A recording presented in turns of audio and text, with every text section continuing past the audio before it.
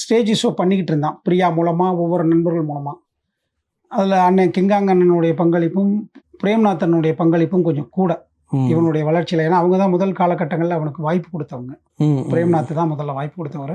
King Kong அண்ணன் தான் கொண்டு போய் லட்சுமண் சுருதியில் அறிமுகப்படுத்தினவர். அவங்களுக்குலாம் கிடைக்கும் வந்து என்ன லட்சுமண் சுருதியில் வந்து ஆடிஷன் இல்லாமல் எதுவுமே எடுக்க மாட்டாங்க. நான் சொல்கிறது 2002 2005 எந்த ஆடிஷனும் இல்லாமல் தம்பியை கூப்பிட்டதுக்கு அன்னை கிங்காங் அண்ணன் தான் போய் ரெஃபரன்ஸ் பண்ணது. நான் அவனை பார்த்தேன், அவன் ரோபோ டான்ஸ் பிரமாதமாக பண்ணுறான் அப்படின்னு கொடுத்தது. எனக்கு கிடைக்கும் இடங்கள்ல அதுக்கெல்லாம் நான் நன்றி சொல்லி ஆகணும். இந்த இடத்துல அதுக்கு நான் நன்றி சொல்லணும். அப்படி ஸ்டேஜ் வகையில் தான் நீங்கள் முன்னாடிலாம் பார்த்தீங்கன்னா மிமிக்ரிங்கிறது இந்த மியூசிக் கச்சேரியில் ஒரு 10 நிமிஷம் ஊடால கொடுப்பாங்க. 85 90 இந்த காலகட்டத்தில் இசை கச்சேரி பிரபலியமாகி கல்யாணம் காது ஊத்து திருவிழாக்களில் நடக்கும் பொழுது அவங்களுக்கு ஒரு பிரேக் வேணுங்கிறதுக்காக மிமிக்ரியை கொண்டாந்து ஆட் பண்ணுவாங்க.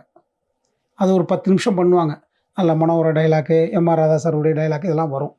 இதை வந்து அசத்த போவது யாருன்னு ஆரம்பிக்கையில் அந்த ஆடிஷனில் தம்பி உள்ளே போனான். அதில் டைட்டில் ரன்னராக வெளியில் வந்தான்.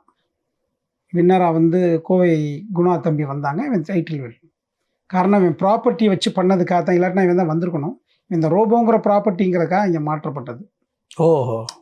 அதில் அசத்த போவது யாரில் இருந்தால் அவன் கேரியர் ஸ்டார்ட் ஆச்சு.